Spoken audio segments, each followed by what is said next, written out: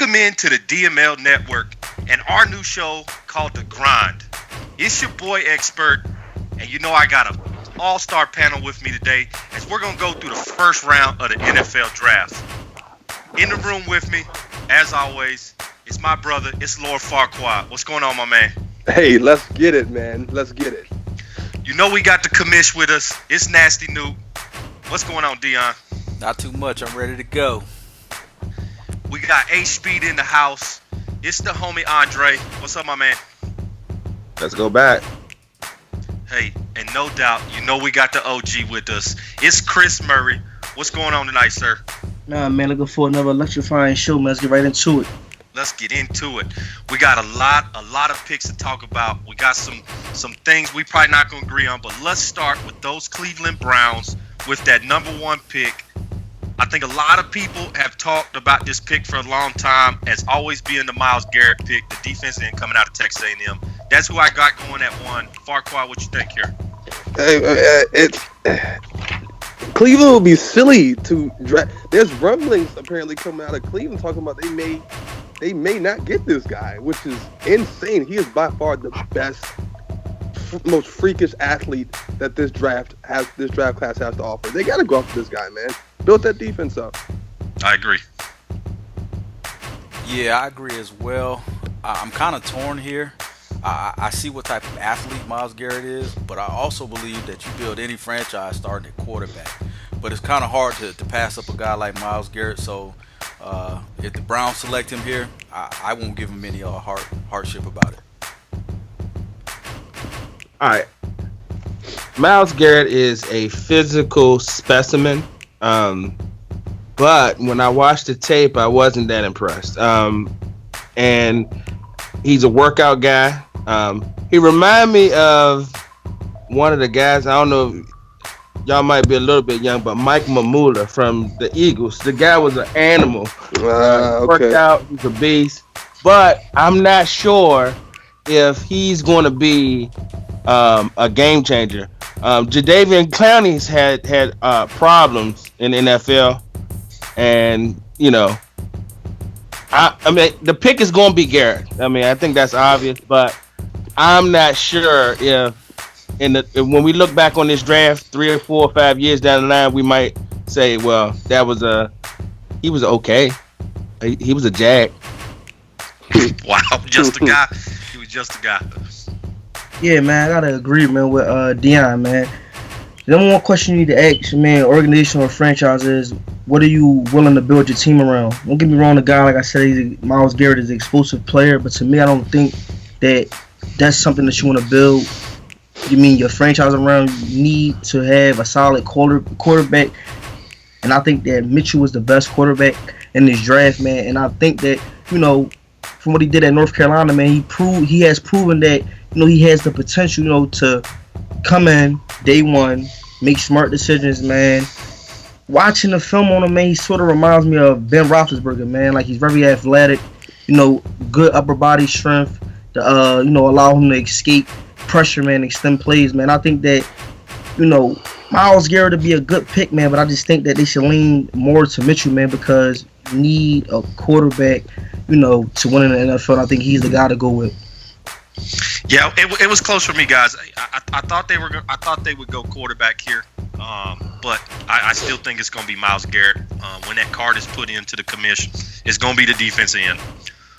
Moving on, let's go on to the number 2 pick. It's the San Francisco 49ers, and this pick had a lot of intrigue to me. I went back and forth today going through my mock draft and really was looking at the 49ers have a lot of options here with that number 2 pick of trading back, getting a couple extra picks. I also thought they may go quarterback here. Like Chris Murray said, he likes the guy from North Carolina. I thought that would be the pick here. But at the end, I think what the 49ers are going to do, they're going to go best player on the board, and I think that is Leonard Fournette, the running back from LSU. I think he can be a game changer, and that's what the 49ers need, establish that run game. Dion, what you think about this pick? I think that will be a horrible decision to go with Fournette at this position. And if I was the GM of the 49ers, I would be going to Deshaun Watson here. Now, if you look at the history of the NFL, there have been only 2 teams in the history of the NFL to win a Super Bowl without a franchise quarterback. That was the the 2003 Tampa Bay Bucks and the 2000 Ravens, and they both had something in common. They both had outstanding defenses. So Right. if you're building a franchise, why not go get Deshaun Watson? I'm familiar with the office, the new head coach in San Francisco. He likes a mobile quarterback that can do the rollout and throw the passes out there. So he fits that system perfectly. And to try to start in the back of a defense at a cornerback or a safety, when you know you need a quarterback, somebody who's going to stabilize this franchise, I think that's a bad decision to not go with Deshaun Watson here. All right. For me, the quarterbacks are just not as good as years past. So, to me, I'm not going to reach for a quarterback. In my opinion, I think that'll be a reach for Watson at 2. Even Trubisky at 2. That's why I understand the Browns not taking Trubisky at 1 because they got a second first-round pick. Now, as far as the 49ers go, who's their GM now? It's a defensive guy. It's John Lynch. And John Lynch believes in defense. And so I think this pick is definitely going to be a defensive pick because their defense was some trash last year. Their defense was like a wet paper towel. So in order to fortify that, I think they got to get I'm gonna go with the edge rusher Solomon Thomas. This guy, he can play defensive end. He can play on the inside. He can play on the outside. I think he's gonna be a game changer. And I think they probably go defense right here for the 49ers. Man, reaching for a quarterback right here, I think, if the Browns decide to take Mitchell, I think I'm going to have to agree with expert on this. They got to go running back, man. And Leonard is the best running back to me that's in the draft as far as, the physical type of style that they like to run. That year when they had the Super Bowl run, what was the number one thing they had? They had a solid run game. I don't know what's going on with Kaepernick yet. I don't know if they, re-signed him yet, but I think they got to go running back here, man. I think Leonard is the best pick, man. When he's in LSU, man, he's a flat-out beast, man. He finished his career averaging 6.2 yards per carry, and in my eyes, man, it's a big plus because it takes a lot of pressure off the quarterback. If you sitting there getting 6 yards off of attempt, short yards, you ain't got to make no big plays on third down. So I think they got to go running back here, man. Like, get that smash my running game back in San Fran, man. Let me jump back in there for a quick second about Fournette. How many running backs have been drafted in the top 5 in the last 5 years? Now, don't get me wrong, Fournette's a beast. Okay, he's a beast, but they already got a running back, Carlos Hyde. He's solid. So I just don't see Fournette going that early, but he probably be in the top 10. Okay, so here's my problem with the Carlos Hyde thing. Is Carlos Hyde is in the last year of his contract, and he has not been healthy for a full season for the last 3 or 4 years with the San Francisco 49ers. He has been injury prone. And I understand if we look at history as far as running backs being picked in the top 5, it doesn't bode well for Fournette. But if we look what the Dallas Cowboys did last year with Ezekiel Elliott, it solidified that offense. Yes, they have probably the best offensive line in football. But Leonard Fournette is one of those guys that he can put his head down and get you 3-4 yards, regardless of what the blocking looks like in front of him. And that's going to calm down the quarterback situation, at least for a year, because I don't feel that this quarterback class is as strong as what we've seen even the last year when we had Goff and Wentz in those top 5 picks, where I think this is a solid pick. I could also see the 49ers trading this pick away, but I think if they're there at 2, they got to take Fournette. Get you that guy to get you 4 or 5 yards every single down, and minimize the game, shorten the game so your quarterback's not making mistakes like they did last year. Keep that horrible defense they got on the sideline, and control the clock like most teams are trying to do now. Farquaad, who you got going at number 2 here? I'm disagreeing with all of you guys. We knew you would. John Lynch is a defensive guy. He's a DB for DB, man.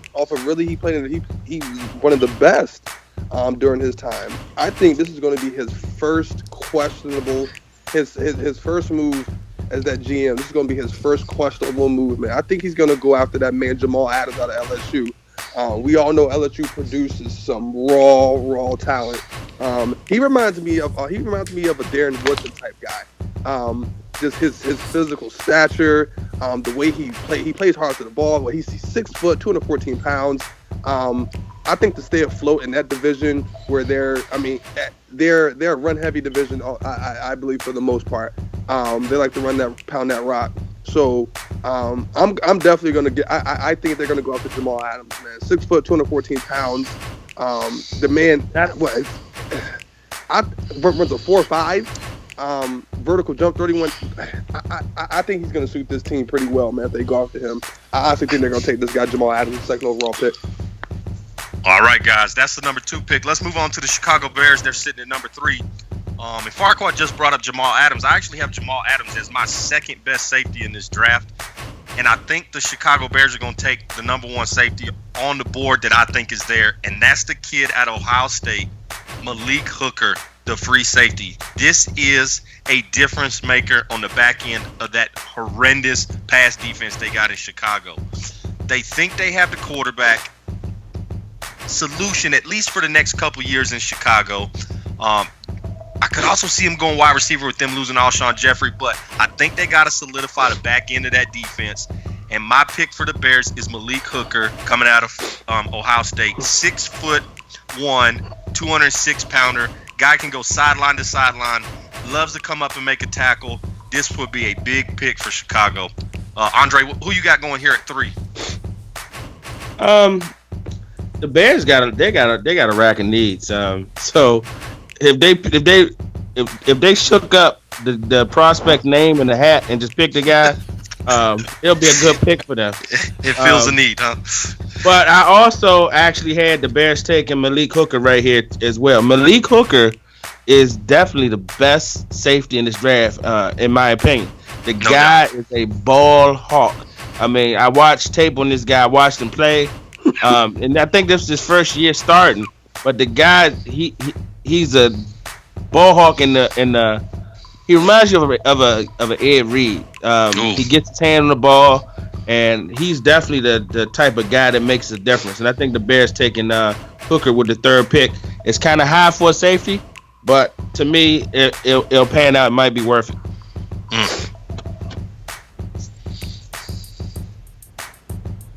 I had, the Chicago Bears, man. It's a lot of holes out there in Chicago to be filled, man. You know, they could go wide receiver. You know, after they lost Alshon Jeffrey, the quarterback situation, I don't think that's actually settled. So, man, with this pick, man, I think the Chicago Bears, man, should go safety. In my opinion, I think they should go Jamal Adams, man. The guy can cover the field. He kind of remind me of the Honey Badger, man. You know, he bring that physical style play. And we all know that Chicago, man, on the defensive side of the ball, their secondary struggled last year, man. So I think they got to go Jamal Adams, man. He remind me of the Honey Badger. You could use him in different types of schemes. So I think he's be the best pick for the Chicago Bears with that 3rd pick. This draft class is DB heavy, man. I remember watching the combine, and I was so impressed, man, how deep these DBs were. I think the Bears does have some holes. They got quarterback issues. They've got offensive line issues. They got DB issues. I think that they need to get that defense. Chicago's always prided themselves on a solid defense. Always. And to piggyback on those DBs, I see them going after that man, Marshawn Lattimore, man. Another cornerback, first cornerback is coming off the board out of Ohio State. Ohio State produces some monsters, man. They got a lot of talent coming into this draft class. I'm gonna go with Marshawn Lattimore, man. The man ran a 4.3, 40. He played 1 year, but and he was plagued by some injuries, but I mean, the man is so athletic. He can post up under any wide receiver's chin and saddle them all over the field. I think he'll develop well. His play style reminds me of Vontae Davis. I think he'd make it happen. Quarterbacks really didn't throw in his direction in college. I think he'll be groomed well in Chicago, bound to that tough Bears defense mentality. And I think he'll thrive, man. Marshawn Lattimore, he's going for the Bears. All right, man. Here I'm going to have to pull a Lord Farquhar. I'm going to have to disagree with all of you. Having had John Fox in the NFC when he used to coach the Panthers, I know his style of football. He built up that Panthers defense of line. And here I'm gonna have to go with Solomon Thomas, because I don't care if you have Deion Sanders at every position in the secondary. If you can't get pressure on the quarterback and he has all day to throw the ball, it just does not matter. So if John Fox is smart, he builds that foundation first. That's how I like to. That's how any good GM should start building their team, inside out. Get that pressure up front, and then start adding those cats in the secondary to lock down those wide receivers. So here I'm going Solomon Thomas. I can see that going that way. Next up is the Jacksonville Jaguars at number 4. And this is a team here that is aging at the tight end position. And I was thinking of putting O.J. Howard from Alabama here. I know Farquaad, I know you hate tight ends going in the first round. But I actually think the Jacksonville Jaguars are going to go defensive line here. And they are going to get Alabama's defensive lineman Jonathan Allen. I think that would be a big pick for Jacksonville. Help that defense out. They got a lot of holes. If Fournette somehow falls to number 4, he goes to Jacksonville. But if he's not available, I see Jacksonville taking Jonathan Allen. Chris Murray, what you think about this pick? Last year, man, let's just put the facts out there, man. Jacksonville struggled on offense all around the board. Pass game, rush game, everything. I think Blake Bortles was horrible last year, but I think the big reason why he was so bad was because their run game was just straight out flat trash. They didn't know if it was going to be Ivory one week, if it was going to be the other guy. So with this pick, they have to address the run game. I think Fournette would be the best guy for that. Take a lot of pressure off of the quarterback, man. If guys know that your run game in the NFL is trash, they're going to attack your quarterback and make him make mistakes and be there to capitalize off of him. So they got to address the run game and get Fournette with this pick, man. I've got Fournette going also at number 4. Jacksonville's run game was horrible. You got the opportunity to bring in a workhorse, man. He was plagued by a few injuries, during his college career. But intangibles, man. His stature, 6 foot, 240 pounds. The man ran a 4.5. I mean, he's not as agile as you would like, but he's power, man. He reminds me almost Bo Jackson, almost, man. High end talent, rare blend of size, speed, and power. I'm not going to say Adrian Peterson, but from a physical standpoint, he's there. He doesn't have to wiggle to make these defenders miss at all. His vision can be a little iffy, but once he's going downfield, he's running over linemen, running over safeties like they're nobodies, man. That highlight film is unbelievable. I love watching him play at LSU, man. And Jacksonville has to take this guy at the 4th spot. They have to. All right. I was conflicted on this pick. Jacksonville, I can see them going running back, absolutely. And I had Fournette going to the Jags right there. That would be a solid pick, actually. But when I looked at it, I think I'm going to go with the big defensive lineman out of Alabama, Jonathan Allen. He's an animal, man. The guy is a beast in the inside, and I think it would definitely help their line. Now, they've been coming along for years. Every year, Jacksonville is the sleeper pick, so they're gonna have to make some noise with this draft class because people already got fired. Yeah, totally. Here, I went with Fournette because I believe you have to give Bortles some type of run game to help him out because since he's come out of UCF, he has not lived up to the expectations. So maybe by them giving him that running game, that'll take some pressure off him, and then it'll open up a little bit more stuff downfield. So Fournette gets my stamp of approval here. All right, guys. Next up is the Tennessee Titans at 5, and this is actually the Rams pick that Tennessee received to fall back from 1 to number 15 last year. And we're going to see our first wide receiver off the board here. I see the Tennessee Titans selecting Mike Williams from Clemson to fit with Mariota, give him another weapon to run down the field. I could also see the tight end O.J. Howard going here, but I think they go Mike Williams to give him that big presence on the outside. Farquhar, who you got here? I like the offense that's growing in Tennessee, man. They got some young guys that are growing, but I feel like they're gonna address that defense, man. I think the Solomon Thomas is gonna come off the board this 5th overall pick. They need some help in that D line. This guy is he's as strong as an ox, man. He's an explosive defender. His strength, his quickness, and I mean he has a hell of a motor, man. He can fit in that 4-3, that 3-4 type of defense. I think he'll fit well in Tennessee, man. I see him coming off the board, that 5th overall pick, man. Solomon Thomas. Yeah, with this pick, man, I don't think they addressed the offense because last year they had, showed good things on that offensive side of the ball. But one thing that stood out to me last year, man, was no pressure. Check this out, man. For the past 2 years, man, the Tennessee Titans only got 20% pass pressure. I mean, 20%. 20%. We all know. I mean, no pressure. You had the best secondary, like Deion said. You had Deion Sanders out there, man, covering all of the secondary, man. If you ain't getting no pressure, you're going to get tore up, man.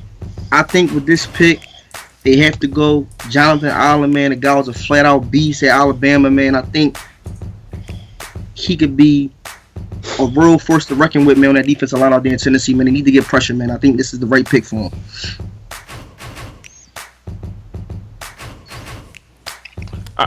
All right. So the Titans, they don't have any cornerbacks at all. So I definitely believe they're going cornerback right here in this spot. I think they will address the receiver position because they have another first round pick, and you'll have your pick of 3 solid receivers when they do pick again, and I believe they pick at 18. So I think they address receiver 18, but right here, I believe they're going to go cornerback. I think they're going to go with Marshawn Lattimore from OSU, Ohio State. The guy's he's a solid. He's real solid. He's going to help that defense out, and I think that's where they're going to go with that pick. Yeah, I think the Titans are going to go wide receiver, but I think they're going to shock the world, and I think they're going to bring in John Ross. They're going to give they're going to give Mariota some speed on the outside, somebody that can take the top off that defense. They already have Henry in the backfield, so you give him somebody that can take the top off that defense, so they open up those running lanes. There you go. What else can you ask for at that point? So, man, I'm gonna agree with you, Dion. I definitely think they go wide receiver. I think either one of those guys would be a steal here for the Tennessee Titans. But we'll see what they do. Next up, it's the Jets, and boy, do the Jets got some problems in New York. This is one of those, like Andre said, just put some names in the hat, pick a name. It's gonna fill a hole in New York. But here I have the LSU strong safety Jamal Adams coming off the board. The Jets need help on defense. They need help in the run game. They need help stopping the run. They need help stopping the pass. And I think Jamal Adams is one of those guys that can cover the entire field. Be a huge pick for the Jets. Dion, who you got going here at 6? Oh, man, I thought long and hard about this one, man. This team is just so bad, and they have so many holes that I thought Mike Williams would be a good fit here, man. I know they lost their wide receiver to the Giants. I can't think of his name off the top of my head right now, but he moved over to the Giants. Brandon Marshall. Brandon Marshall. So they're probably going to need somebody to come in and replace him, a young guy. I almost wanted to go quarterback here as well, but they picked the quarterback like in the last 6 drafts, and none of them worked out. So maybe they'll go wide receiver here and finally get somebody to stick there to help them out. Absolutely. Well, you go, Andre. Go ahead. Okay, absolutely. I thought the Jets, we definitely know that they need a quarterback. I mean, if you don't have a quarterback in this league, you're not winning, period. It's just end of discussion. So I kind of wanted to give them Mitch Trubisky right here in the 6th spot, but I think for my money, I think the Jets, they like to go best player available. Like when they picked up the defensive end out of UNC, Leonard Williams, he fell to them at I think 5 or 6. I think he was 6th pick. So I think right here, I think they're going to take the big bruising running back out of LSU, Leonard Fournette, and that's going to be nice piece for the Jets because Leonard Fournette in the AFC East is going to be back to the running game because that's when they play their best. The Jets play very well when they got a running game in that defense. So I think Fournette with the Jets is going to be perfect. I'm gonna disagree with you with that, man. Yeah, man, but with this pick, I really can't say quarterback because to me, only things we can remember about a Jets quarterback is either the butt fumble with Sanchez or the fight with Geno Smith getting his jaw broke. So I don't think quarterback would work for the Jets. To me, it's simple, man. Revis left. We know that the defensive coordinator loves to run a man-to-man scheme, so you got to take the best cornerback in the draft, Marshawn Lattimore. I mean, so, I think they take cornerback, just address the cornerback position. Quarterbacks don't last out in New York. I don't know what's going on out there, but you got to go cornerback, man. I think Marshawn Lattimore is the best pick. Okay. I'm looking at this team up and down, both sides of the ball. And yes, where they do have holes in the defense, more importantly, they have holes in the offense. Now, this whole tight end, first round, top 10 picks has never been, I've never liked it. I never thought tight ends should be like top 10 material at all. But when you have a struggle at the quarterback position, and you got guys that are still developing, in order for a quarterback to get comfortable in that pocket, they toss to them tight ends, man. That's their blanket. When they can't throw downfield, those tight ends. I think the Jets are going to go with O.J. Howard, man, out of Alabama. This guy, 6'6", 251 pounds, ran a 4.5. He's got the speed. He's got long arms. He's got massive hands. I think they're going to go after this guy, man. It reminds me of a Julius Thomas type of guy. He kind of struggled to live up to the hype in Alabama with his playmaking ability, but that could have had something to do with his coaching there also. But this guy has some raw talent. His athletic traits are elite to me. He's a good potential weapon. Like I said, I've never liked to go. I always thought going after tight ends in top 10 picks is questionable. But I think this guy may be a good fit in New York, man. When you have struggles at that quarterback position, I think he can be a good security blanket for these quarterbacks, or whatever quarterback's going to be, snapping under center. Wow, that shocks me to hear Farquaad say a tight end is going in the top 10. That's just shocking. I never thought I would hear that. I hate to tell him that he's wrong because I actually think O.J. Howard goes to this next team. Next up is number 7. It's the Los Angeles Chargers. It's kind of weird calling them the Los Angeles Chargers. It's weird. They've always been San Diego to me. But the Los Angeles Chargers have an aging tight end. He's at the end of his career, and they're going to need someone because we know the Chargers love throwing to the tight end. And I think this is where O.J. Howard goes.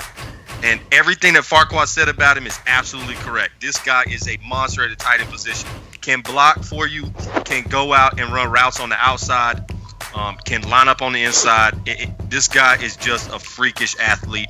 And I think the Chargers will be smart. Take the tight end here. Dion, who you got going here? I totally agree with you. I got O.J. Howard going to the Los Angeles Chargers.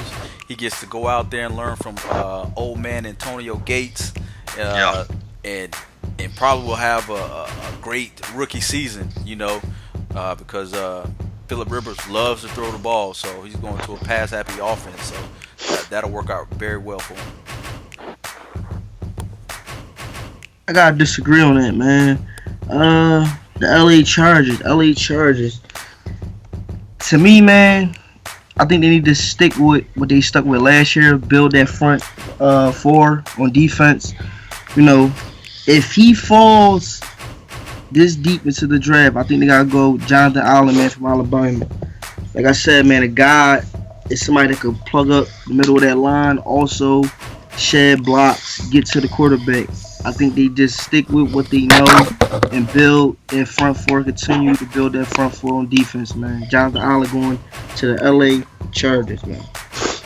The Los Angeles Chargers. Okay. That do sound funny. Yeah, it does. But I think I think they're looking for secondary help.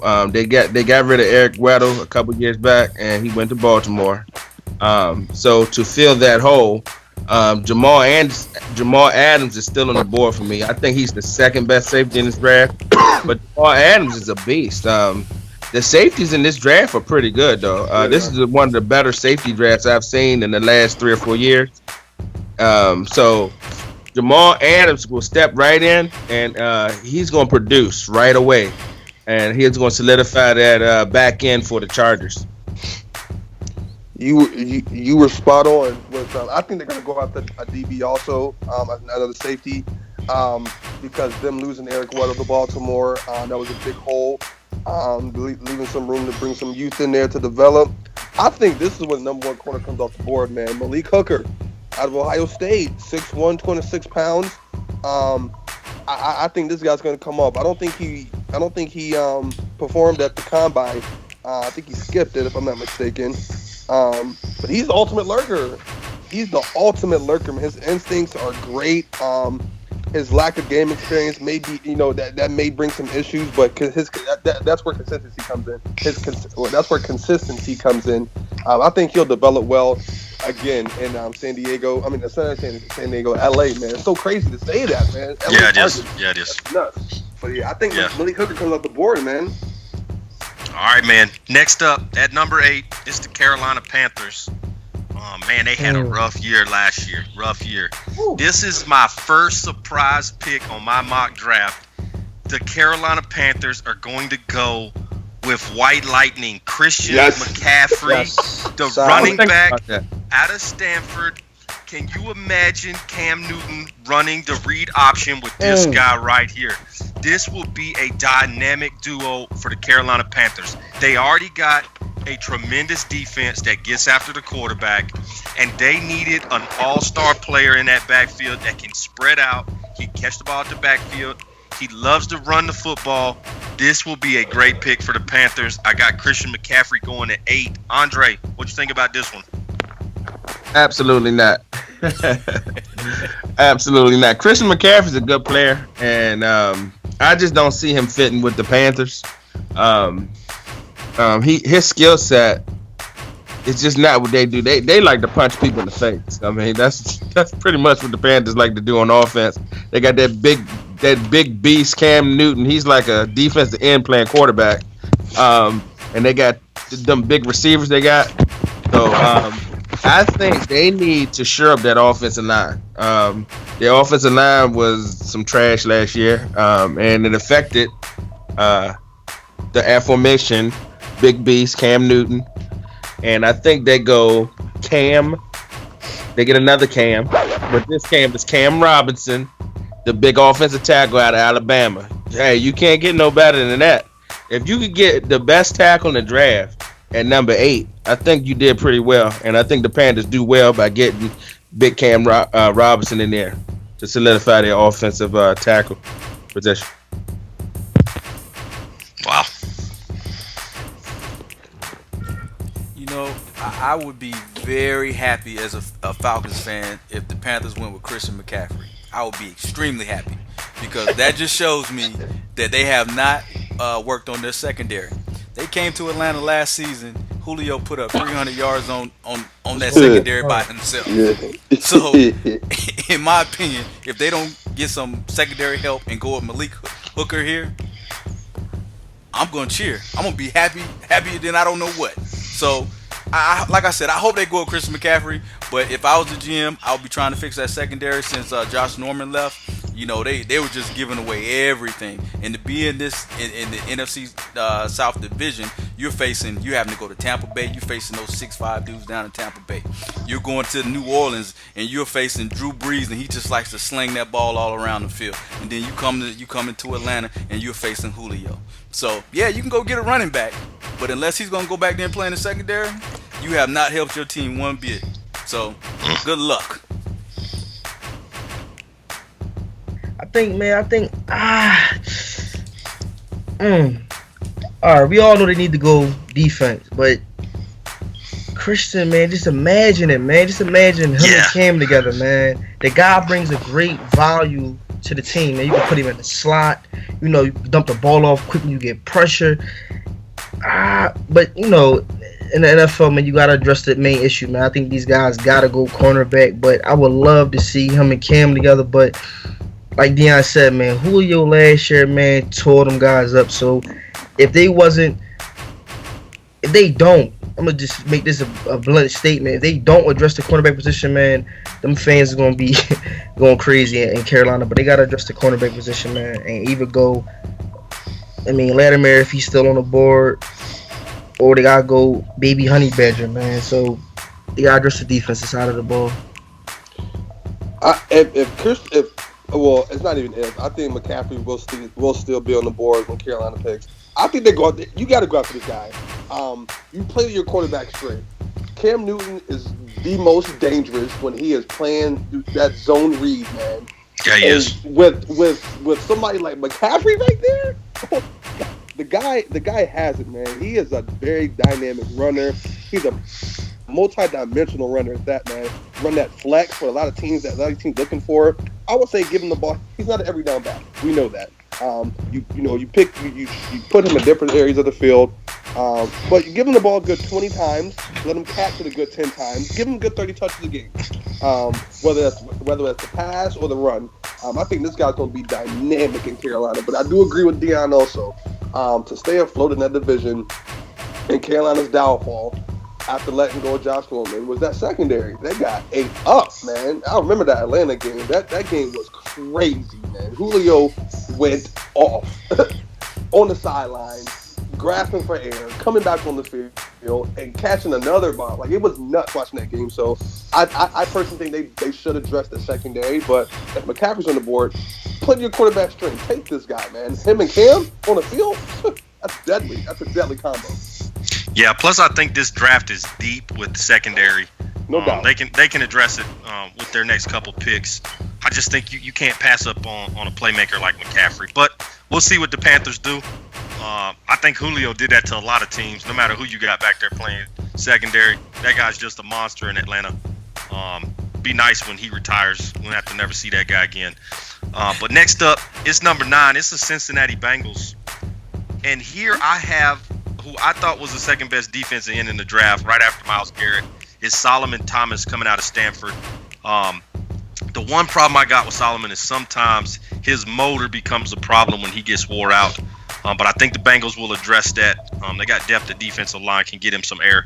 But I think Solomon Thomas comes off the board here. Chris, who you got going here at 9?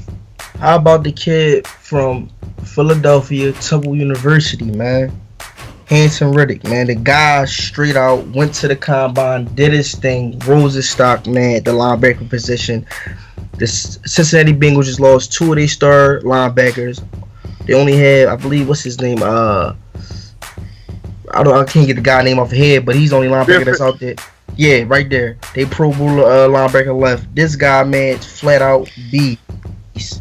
He balled out in that bowl game, got on the map, guys started noticing him. They had him second round, third round, but when he went to the combine, man, he just flat out blew the hinges off the door. This guy got to go to Cincinnati. He will fit in day one, workhorse, get your defense going, and you can also build around him, man. Cincinnati got to take this kid, man. I think Cincinnati's in a really, really good position to address some needs on that defense. They have to go linebacker at this position as well, or with this pick as well. This is my surprise pick. There's been a lot of rumblings out of Alabama with when it came to Reuben Foster. I think Reuben Foster is one of the best linebackers in this draft. Now there were some questions with him, and people, saying his draft stock may fall because one, the company he keeps, and well, mainly it was because it was a diluted urine sample. Yeah. That he said that I was reading an article. He said that he was sick when he was sick. I guess he had a cold and he was drinking a lot of water, and that's why I came back diluted. He's never failed he's never failed a drug test. He's played every game, never missed practice, never been suspended. The guy's been solid. So I think this whole thing should brush under. I don't think owners should really buy too much into that. And apparently he's been reaching out after owners when this whole diluted, urine sample came up. He's reached out to all the teams and tried to explain his side of the story. So he's been being proactive, trying to keep his draft stock out there. And if he falls to Cincinnati, he's going to be a really good fit down there with that Cincinnati defense, man. I think he'll do pretty damn well in Cincinnati. Absolutely. To piggyback off of what you said, Farquhar, as a Redskin fan, I would love for this guy to fall right to 17 because we need a middle linebacker in the worst way. But Reuben Foster is the best linebacker in this draft. And the Bengals don't have any problems with quote-unquote character players. They got Pac-Man Jones. They got the middle linebacker they got out of Arizona State, Bifford. So they don't have any problems with picking a guy because he might have had a little bit of a checker pass because Marvin Lewis seems to get them guys straight. And I think this fit. I mean, they need a linebacker. The best linebacker in the draft is going to be available to them. This is what the Bengals should do. They should run their draft card up and just turn it in and forget about it. The pick is Reuben Foster. Yeah, with this pick, I have them going Derek Barnett. I just think in that division, man, that if you're getting after old man Roethlisberger, you're facing the Ravens, you need to be able to get some pass rush off the end, and I think this would be a perfect fit for them, man. Derek Barnett at number 9 to the Bengals. Wow. All right, guys, let's finish the top 10 here. It's the Buffalo Bills, and Buffalo's biggest problem last year is they could not cover anything. It didn't matter who they played. Wide receivers ate this defense up.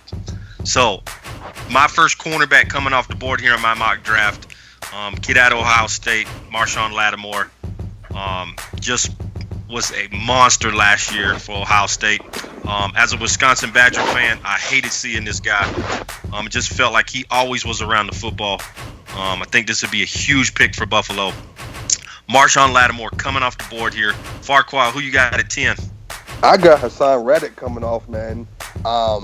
This to piggyback off my man Chris Murray, this guy, he's a stud.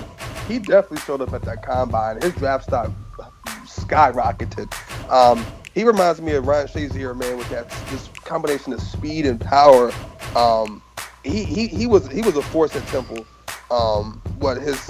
He had his senior season 9.5 sacks, 21.5 tackles for a loss in 2016.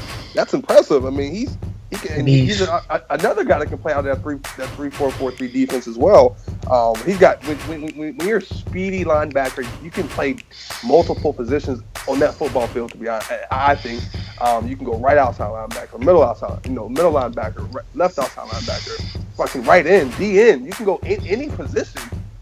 When you got speed and power like that, I think he's gonna. I think they should pick him up. I think they'll pick him up, man. This guy definitely go to Buffalo. Yeah, man. To me, man, the Buffalo they secondary struggled last year. Just flat out struggled. I could have, man, suited up and tore that secondary up. I mean, no doubt. They gotta address it, man. And my thing is, you either gotta go Marshawn Lattimore if he's still on. Malik Hooker, you gotta address that secondary, man. I think with that pick, they should either go if these guys are still on the board, because I think these guys probably is a possibility gonna be off the board. But if they still is, you gotta go Marshawn Lattimore from Ohio State, or you either gotta go Malik Hooker, because they both was flat out monsters. I mean, so to me, they gotta address the secondary. When they gotta address the secondary. Yeah, for me here, I figure the best way to help your secondary is with a pass rush. So for me, at this position, I went with Jonathan Allen out of Bama. I figured, like I always say, you build that base, you build that foundation. And the young guy that they drafted last year when out of Clemson, I can't think of his name off the top of my head, that was out with an injury last year. You have him coming back, plus you add Jonathan Allen on the other side. There you go with a tremendous pass rush that will alleviate some of the pressure off that secondary. So Jonathan Allen goes here for me.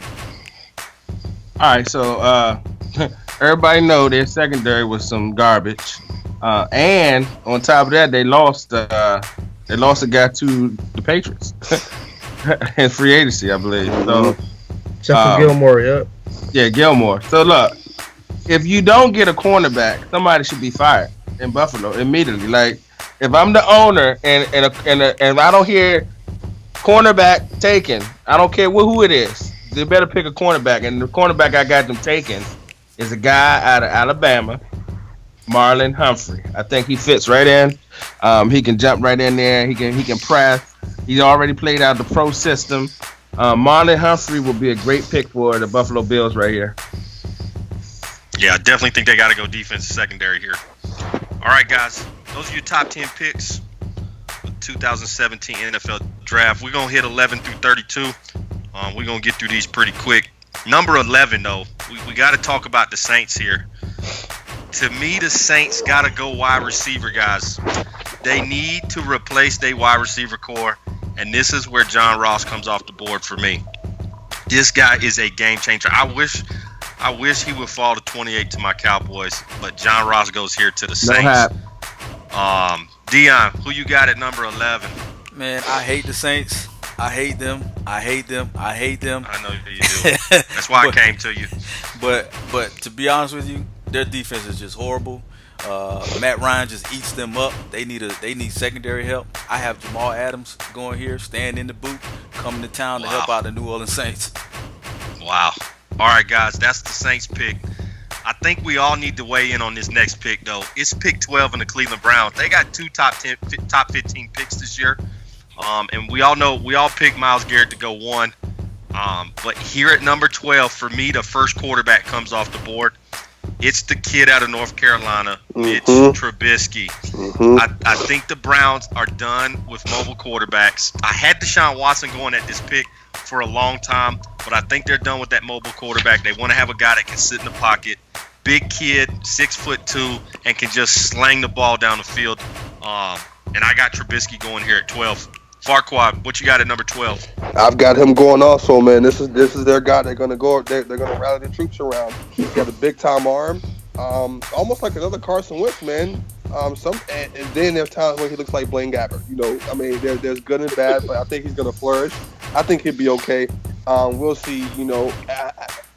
We'll see how long it takes for Cleveland to kill this guy. But hopefully they do the right thing and put some pieces around him and let him flourish, man. This kid has a strong arm. I think he's going to be good.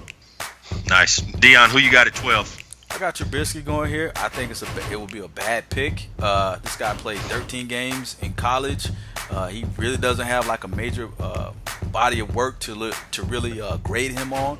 I still think Deshaun Jackson should be the Browns. I mean, not Deshaun Jackson, but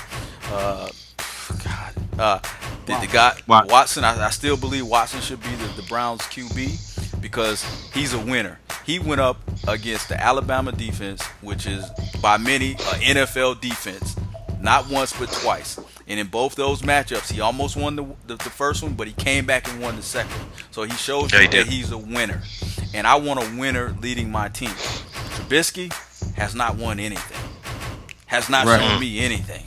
So if 13 games means that you're a franchise quarterback, hey, then so be it. Wow. Andre, who you got going here? And that just goes to show how much the quarterback position weighs on the NFL team. Absolutely. Teams are willing to stretch to get that guy. We got to get a franchise quarterback. Now that's true.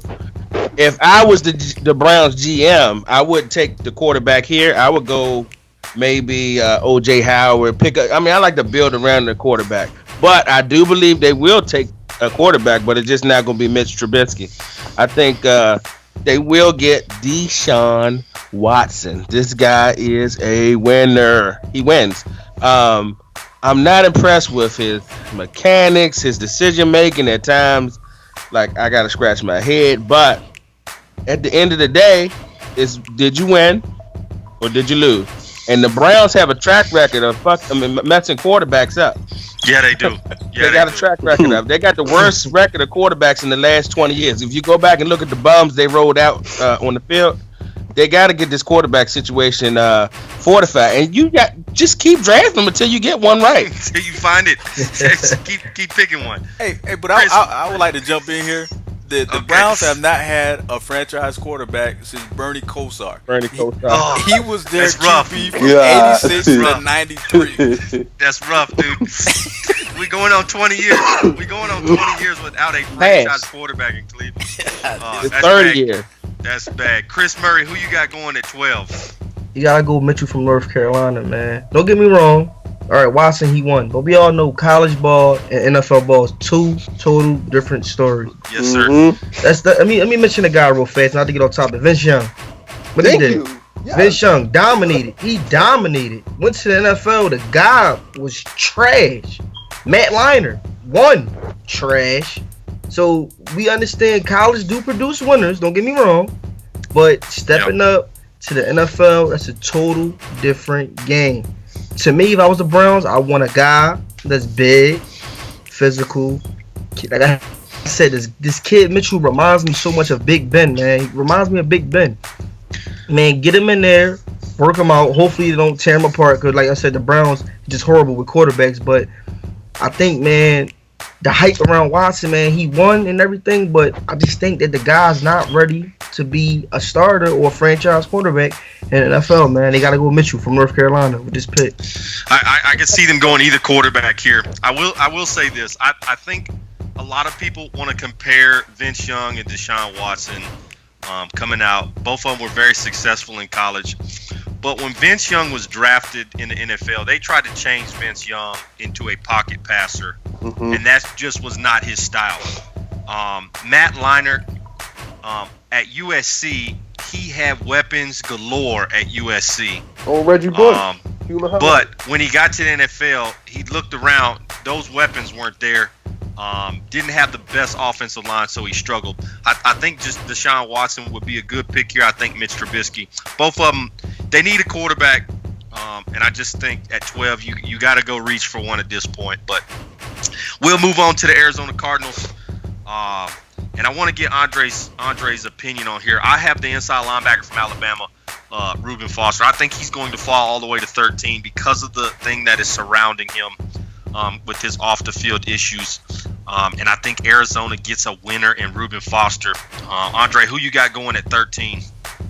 All right, let me just jump back to Watson right quick because, like you said, the Vince Young comparison. Quarterbacks are so important.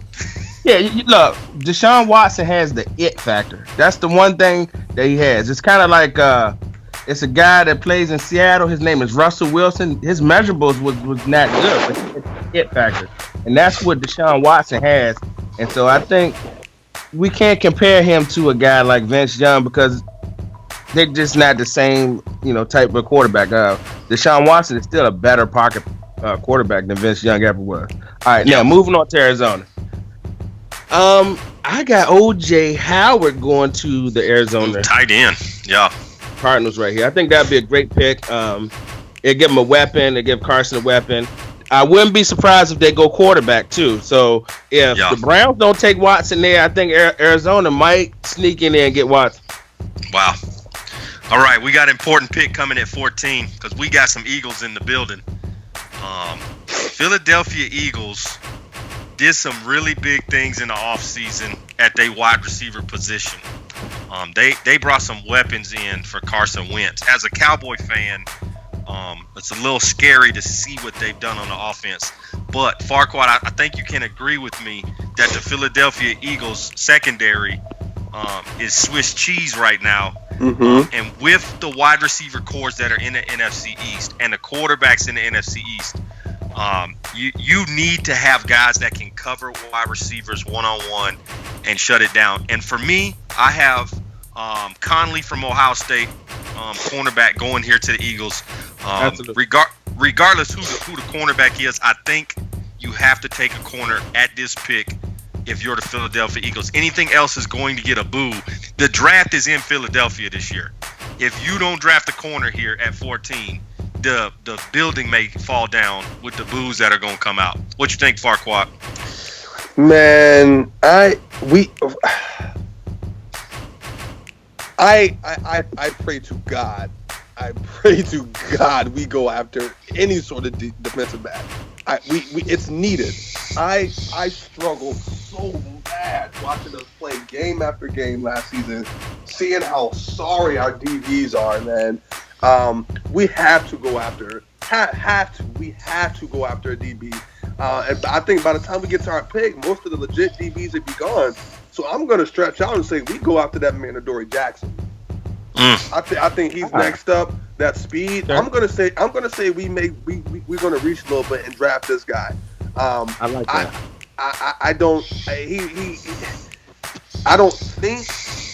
expect him to have the year he did as far as like in coverage, but his ball skills and his coverage ability also. I mean, it was amazing watching him in that Rose Bowl game against Penn State. That man balled out. He did. Had an unbelievable last year at the USC also. I think we're going to reach out and grab this guy, Adoree Jackson, man. I think he's the best quarterback left on the board by the time we pick. And we start building our defense from there, man. Yeah, I definitely think whatever the name is, it better say cornerback after it. Absolutely. Because if not, man, it's going to be probably hell to pay in Philadelphia. But, of course, we got the Eagles fan never travels alone. He always brings backup. So, we got Chris Murray in the building. Chris, who you got your Eagles taking here?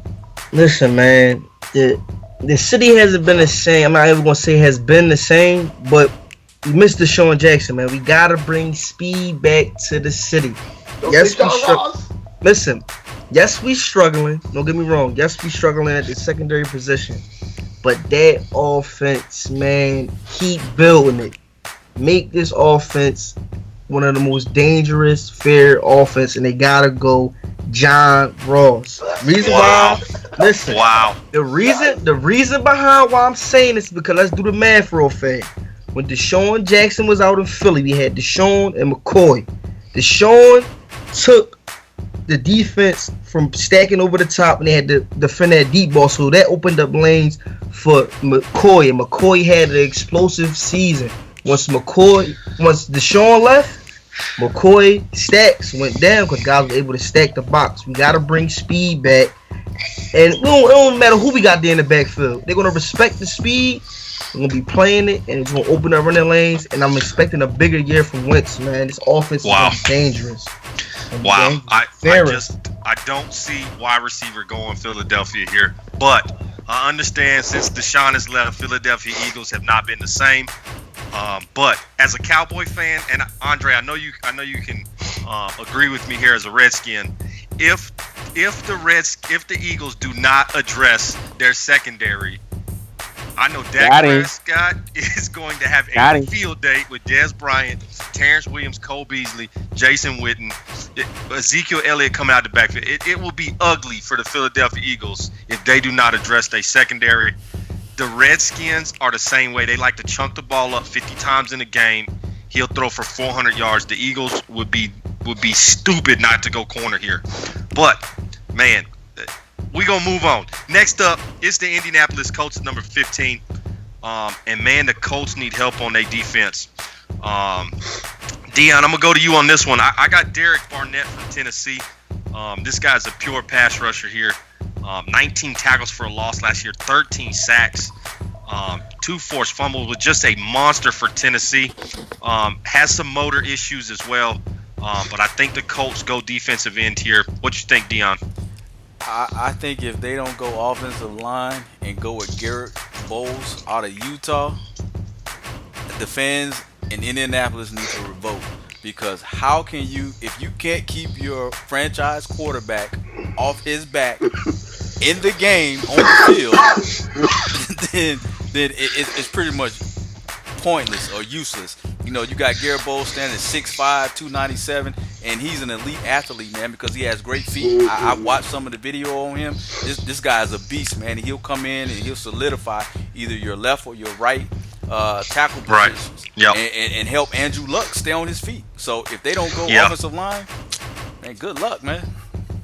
I think one of Andrew Luck's problem as a quarterback in the NFL is he loves to hold that football too long in that backfield. And I think a lot of it is not offensive line problems, but it's Andrew Luck trying to make the big play instead of just checking it down and getting what he can get. I think once he figures that out, that internal clock finally goes off in his head, he's going to be an even more dangerous quarterback than he is. But I definitely can see them going offensive line here. Next up, I think is where you're going to get the best offensive lineman coming out of draft. It's the Baltimore Ravens. And I think they go Cam Robinson from Alabama. Farquad, who you got going at 16? I got them snagging up Mike Williams, bro. Steve Smith's gone. If he's still on the board, I think Mike Williams is going to go to Baltimore, man, and flourish out there. Like I said, Steve Smith is gone. They've got some issues at wide receiver. Joe Flacco needs that big target to throw to. You know, he toss that rock down the field. He's got one of the strongest arms in the league. I think this guy right here, top wide receiver right here, man. Mike Williams, 6'4", 218 pounds out of Clemson. I think he will fit perfectly, mesh very well. Him and Flacco, that connection, man. Wow. Absolutely. Next up, it's number 17. It's the Washington Redskins. And there's only one guy we can ask about this pick. Andre, this is your squad. You know the holes, you know the strengths. I have Missouri's defense and Charles Harris going here, but I would love to hear who you got going at 17. Hail to the Redskins. Let's get back to glory. All right, look. This is going to not be a popular pick amongst the Redskin fans, and if any Redskin fans hear me make this selection, I'm sure they will be like, boo, because we need defense. Of course we need defense. However, there's two guys on the board that I think still going to be on the board at this point, and you got to take the best player available. You're going to still need playmakers because Garcon gone, Jackson gone. If John Ross is there, I'm tempted to get him. But I'm going Dalvin Cook, Florida State University. Wow. The best back in the draft. He can run it. He can catch it. Jay Gruden would love him because that's the type of back that he really want to go to. We don't have a starting running back of an NFL caliber. You get a playmaker like Dalvin Cook, and then you can go back to the NFC East. Wow, that is a shocker. I did not expect you to pick running back at 17. I'm the running back man. You should know better.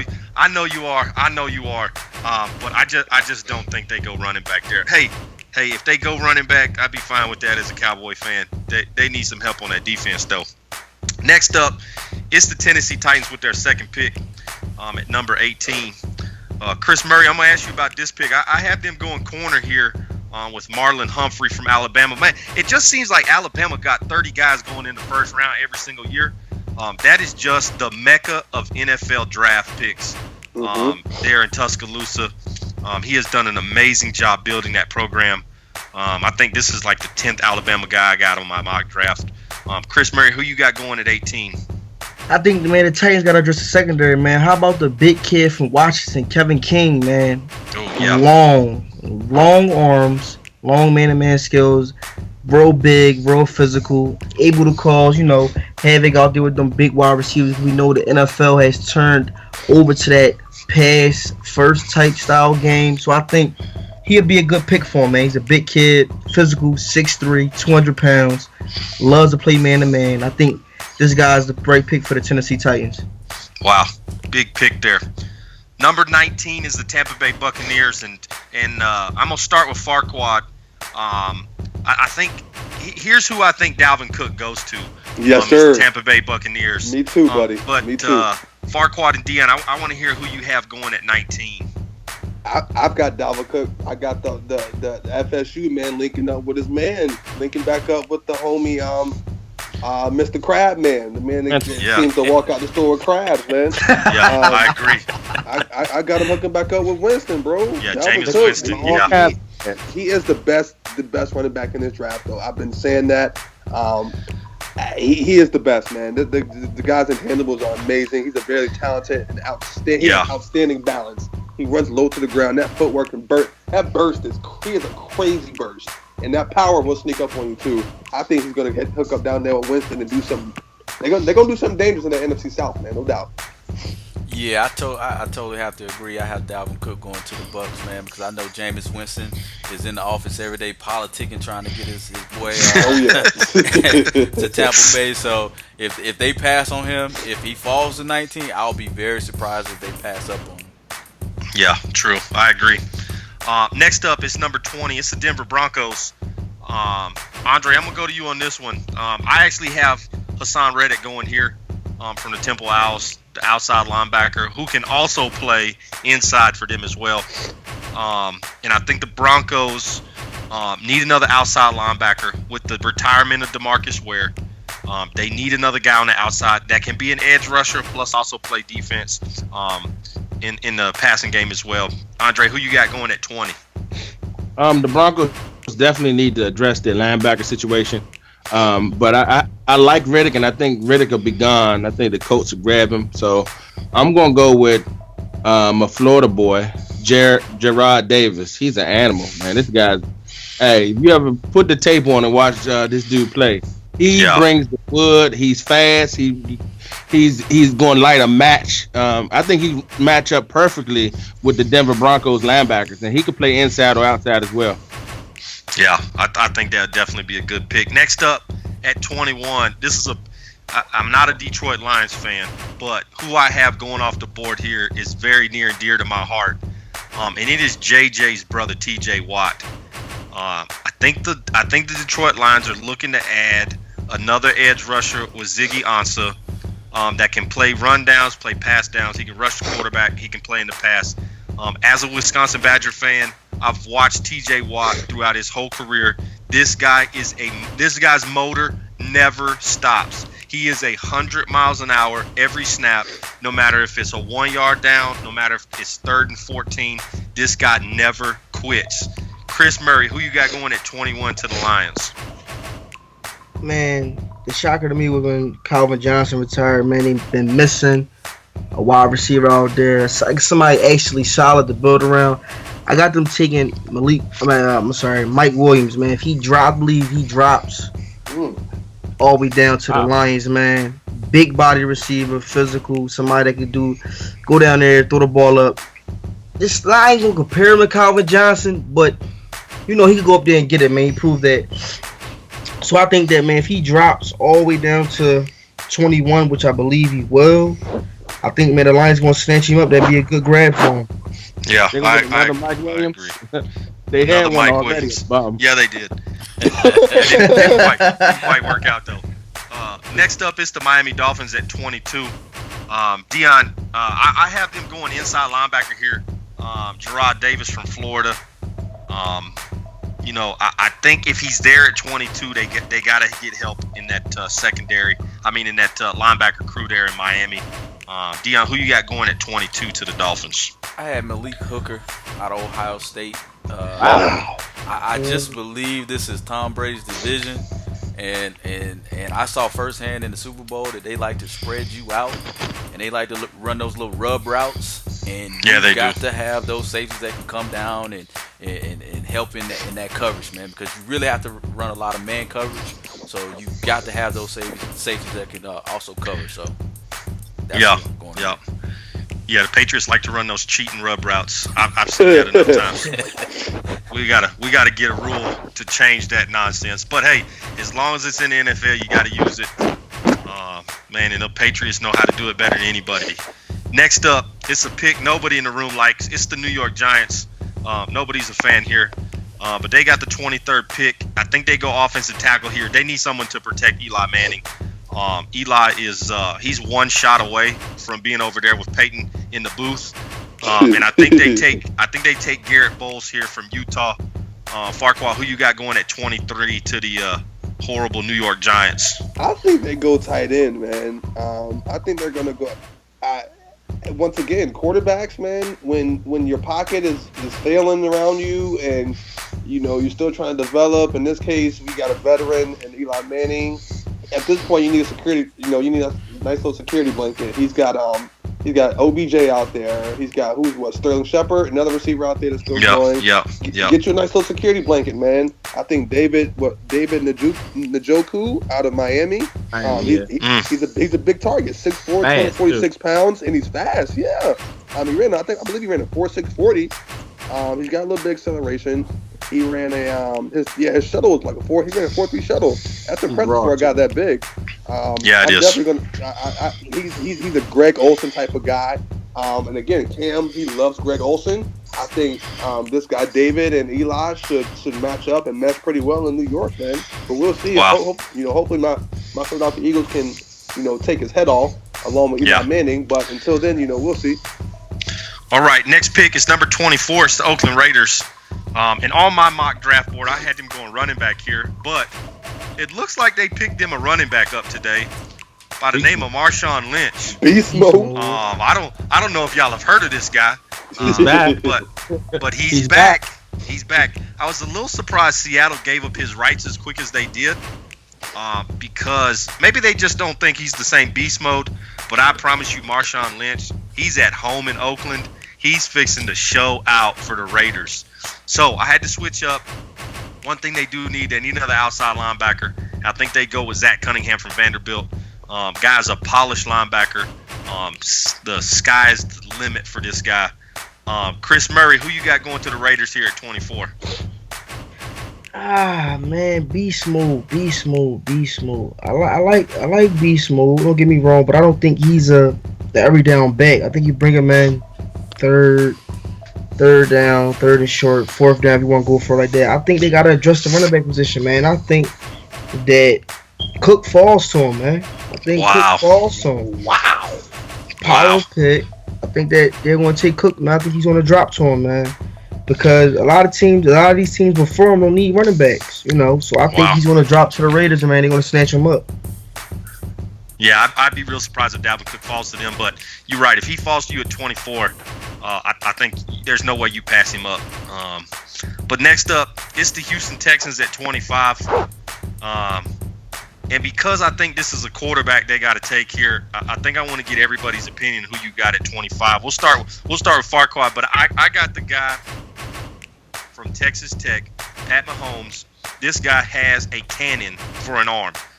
He can throw the rock, and he did that at Texas Tech his entire career, completing 66% of his passes in 2016 with 41 touchdowns in a college season. That is crazy. And on top of that, had 12 rushing touchdowns as well. The guy is just a beast at the quarterback position. If he falls to 25, Houston Texans got to take him. Farquaad, who you got here? I had Pat Mahomes going 13th overall to the Cardinals. I definitely had him going early off my board. Who is the quarterback in Houston right now? Who is it? A nobody. Nobody. Nobody. Yeah. If you don't have a quarterback yet, I feel like you should address that offensive line. Build the foundation up to prep whatever quarterback that's going to be on the center, protect him. I think a lot of guards, or not a lot of offensive linemen good quality offensive linemen will be available. I think they'll start coming off the board towards this late, towards the end of this first round. I think they go off to Cam Robinson out of Alabama, big boy, 6'6", 322 pounds. The man is strong as an ox. He got some acceleration when it comes to holding those blocks. Reminds me of Eric Flowers almost, man. He was a 5-star recruit, 3-year starter at left tackle. He was impressive to me. I liked him at Bama. He was pretty solid. Bama, they breed Goliath-sized linemen anyway. So yeah, they do. I think this guy Cam Robinson is going to come off the board here. Wow, Dion, who you got at 25? Man, I'm going to shock the world here, man. I've been praising this guy since the beginning of the show, man. I think this is where Deshaun Watson comes off the board. Right. I think at 25, I think it's a great pick, man. Living in Georgia, man, this guy came from Gainesville. I know Georgia fans cried every week almost. How did Deshaun Watson get out of the state of Georgia? Why is he not at the University of Georgia? How did he get to Clemson? And I believe if at 25, Deshaun Watson will make every team that overlooked him at this point pay in the future, man, by overlooking him. So I see him as a Texan. Andre, who you got at 25 here? Well, if he reminds you of Eric Flowers, he reminds you of a bum. That's on that. Hey, but I got the Texans taking the best quarterback prospect in the 2017 draft, and that is Texas Tech's Pat Mahomes. This guy, he can run. He's not like running quarterback. If you ever watched any of his games, I watched some of his games. But he scrambles to throw. But he will take off, and he can throw on the run with the best of them. And he's kind of like Tony Romo in the pocket. Tony Romo was one of the hardest quarterbacks to sack within the pocket, and that's what happens with Pat Mahomes. I think you get them down there with Bill O'Brien. They need a quarterback. They already got a defense. I think this is going to be a great pick for the Houston Texans. Wow. Chris, who you got going at 25 here?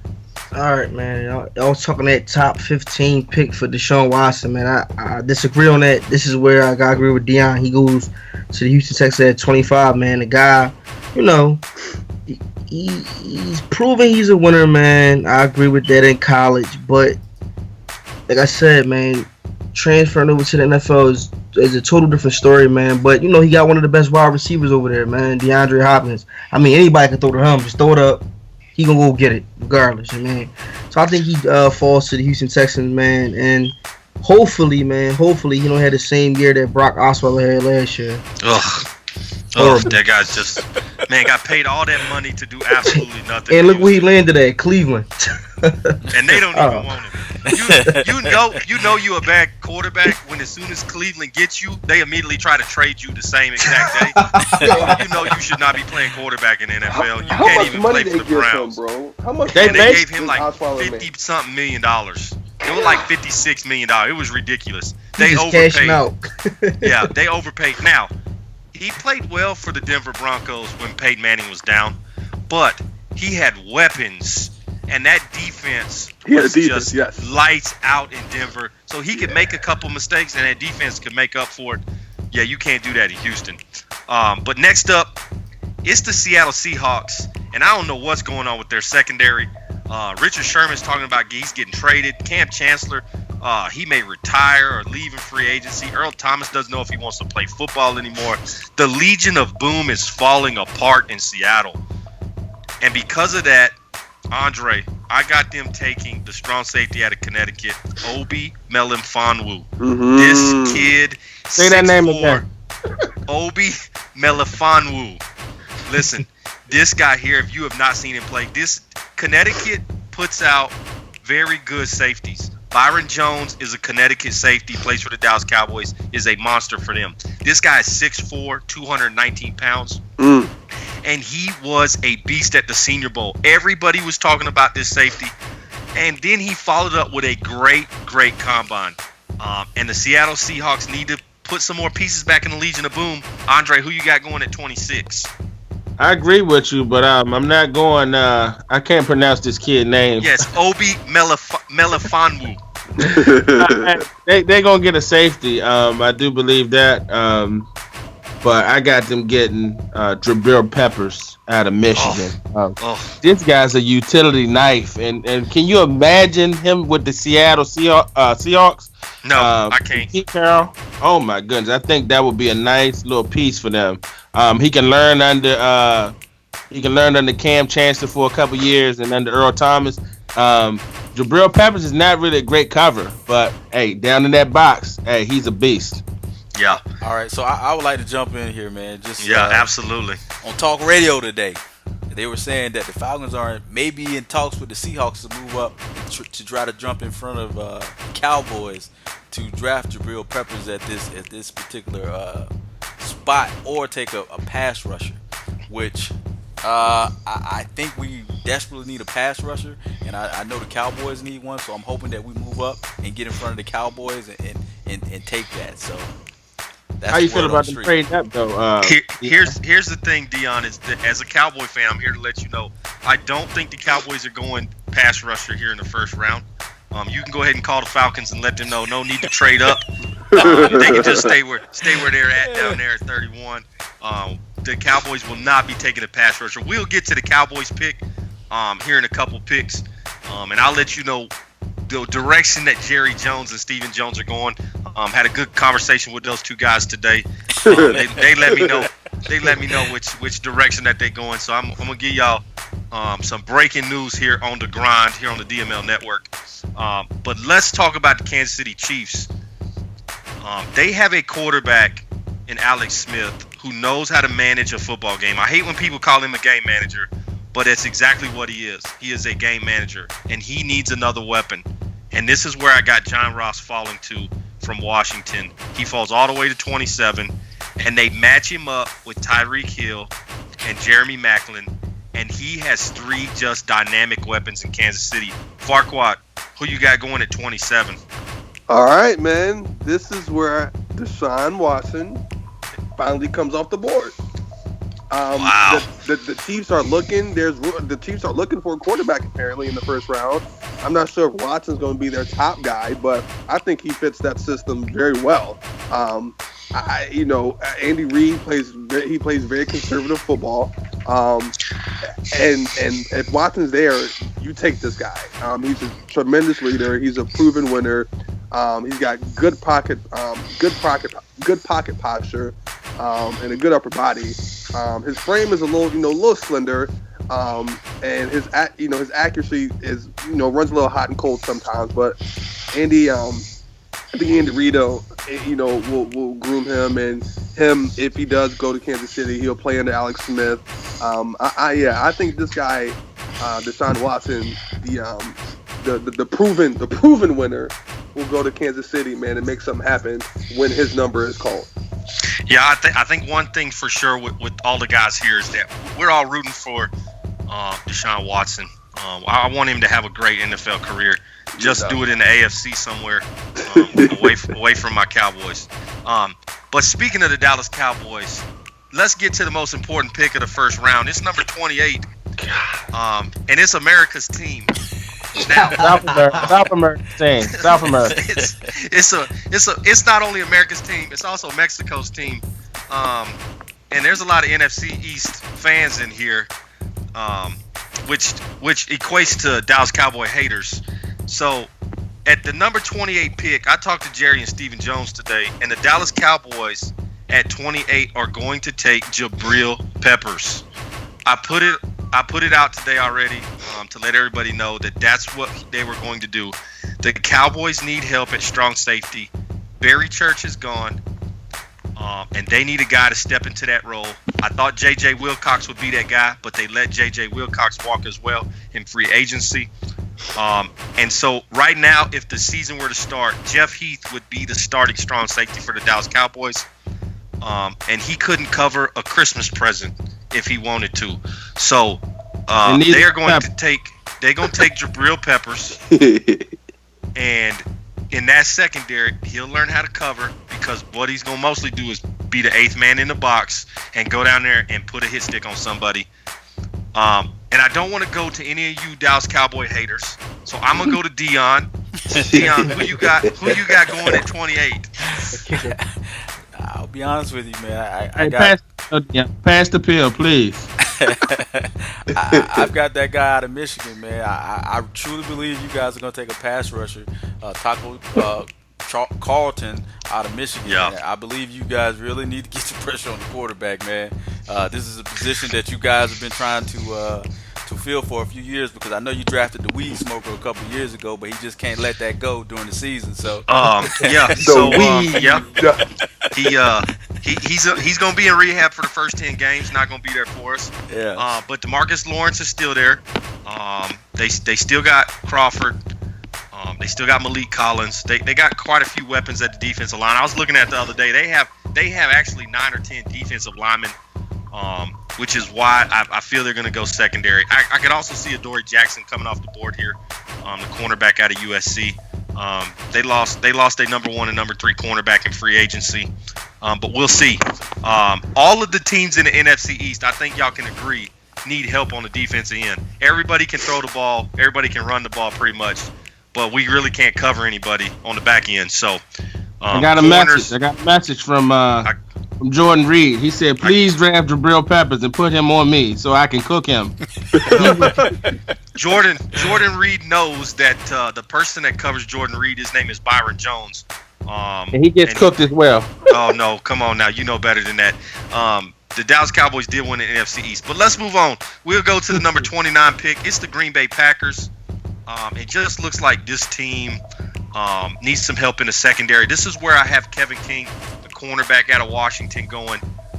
Chris Murray, who you got going here at 29? 29. I had to go with. I think, man, you gotta go Quincy Wilson, man, from Florida, man. The guy, physical. Yeah. I mean, talented at the zone. and he's also willing to come down and lay a hit, running back, wide receiver, tight end.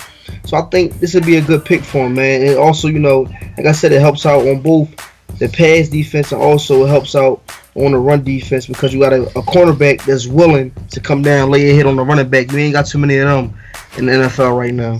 Yeah. All right, guys. Number 30 pick on the board. It's the Pittsburgh Steelers. And Big Ben is getting up there in age. I think he's going to be 47 this year. So they're going to need a quarterback to step in. And here is a guy from Notre Dame that I think has potential to be a talented quarterback, Deshaun Kaiser. And here's why I like this pick for Pittsburgh. And Farquaad, I want to hear your opinion on who you got at 30, but here's why I think Deshaun Kaiser is a good pick. You can put him behind Big Ben for the next year, next 2 years, and have him learn how to play quarterback in NFL. He reminds me a lot of Big Ben as far as stature. He's 6'4", 233 pounds, got a strong arm, can run when it's necessary, but likes to sit in the pocket and throw the football. He struggled a little bit last year at Notre Dame, but I think when you put him behind Big Ben, who's a Super Bowl winning quarterback, he will teach this guy how to play quarterback in the NFL. I got Deshaun Kaiser from Notre Dame going at 30. Who you got, Farquaad? First off, go Irish, go. I'm a big Notre Dame fan. I love Deshaun Kaiser. I love what he did down there with Brian Kelly. Crazy head coach. But once again, I'm going to say this is another veteran quarterback that has some speedy receivers, and it's another guy that needs a tight end. He needs a security blanket, and you got, I think, the most prolific tight end coming out of college, Evan Ingram out of Ole Miss. This guy was incredible. If you watch his game film, he ran the combine. He ran a 4.42. His 20-yard shuttle was a 4.23. He's got some explosiveness. Got quickness. He does. He reminds me of Speaking of Jordan Reed, he reminds me of Jordan Reed. He makes up for his lack of size with his but he makes up for his lack of size with his athletic ability and his speed at that position. Man, you get you a speedy tight end. Antonio Brown got two guys guarding him. If Martavis Brown comes back and stops smoking the weed, wow. Hey, get the contract first before you start smoking. Right, man.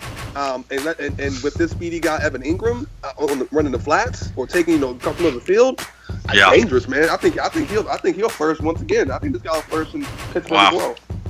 All right, guys, it's the number 31 pick. And we have an Atlanta Falcon fan in the house. So I know this pick means a lot to him. I actually have them taking Forrest Lamp here, the offensive guard out of Western Kentucky. I think they need one more piece to shore up that offensive line. But Dion, man, I would love to hear what your Atlanta Falcons are doing at 31.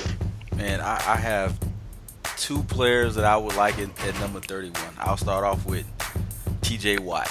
This guy has a high motor. I want to put him. He does. I want to put him on the other side from Big Beasley, and we just brought in Dante Poe, and we have Grady Jarrett in the middle, and I just want these outside ends to crash around and sack that quarterback. But if TJ Watt is not there, then I'm expecting Jabril Peppers to be there because I'm expecting him to come in and be the Earl Thomas to our defense, and we have Keanu Neal at strong safety. So we'll have Jabril Peppers come down in that box. Just float around and be that free safety back there, just knocking people's heads off, man. But my first choice here would be T.J. Watt to come to Atlanta, man, and let's make magic, baby. I'll tell you this: if T.J. Watt is an Atlanta Falcon, that will be the second Falcon jersey I actually will own because I am a huge Wisconsin Badger homer, and I love T.J. Watt. Probably one of my top 5 all-time college football players. Was just a great player. Of course, my first Atlanta Falcon jersey belongs to Deion Sanders, the greatest Atlanta Falcon ever. But let's get to the last pick. And normally this would be the Super Bowl winner here. Should have been the Patriots, but the Patriots traded it to the Saints, and they got some guy. Who did the Patriots get for this pick here? God. Can the rich get any richer, guys? Are you serious? We gonna give Tom Brady another weapon to throw to in Brandon Cooks. if that guy can stay healthy in New England, good Lord, they are Super Bowl favorites again. I hate to say that. But Andre, I got them going cornerback here. The New Orleans Saints couldn't cover anything last year. Ask the Atlanta Falcons. They always beat up on the Saints here. I got them taking Tre'Davious White, the cornerback out of LSU. Andre, who you got going at 32 here? It doesn't matter. They're gonna be something. Let me just matter. Hey, I think they go. Cornerback does look good right there, but I think they're going to go with a guy that kind of fell. I think that if I was Atlanta, I actually would take Takarius McKinley from UCLA. Yes, sir. Animal. And if he falls to you at 31 and Atlanta don't take him, I mean, you got to run your draft card up there. I mean, he definitely would be the pick for me if I was Atlanta. But since the Falcons take somebody else, I got McKinley out of UCLA going to the Saints and shoring up that pass rush, because if you have a better pass rush, of course, your defensive backs are a little bit better. Right. All right, guys. Those are the 32 picks in that first round of NFL draft. This is the DML Network. It's the grind. Stay tuned, because we will have an update after the draft to see what these teams did. Did they get better? Did they reach? Or did they get a solid pick? I'm your host, expert. I got the homie Farquhar with me. Nasty Nuke, the commish Dion, Andre, and Chris Murray. Man, appreciate you guys jumping on. Love hanging out with you guys. Always good to hear y'all insight. It's gonna be fun to see these picks and see how we pick versus the real pick. So I'm looking forward to it. With that being said, we appreciate y'all tuning into the DML Network. This is the grind. We out. The Dynasty Madden League Network, the worldwide leader in CFM.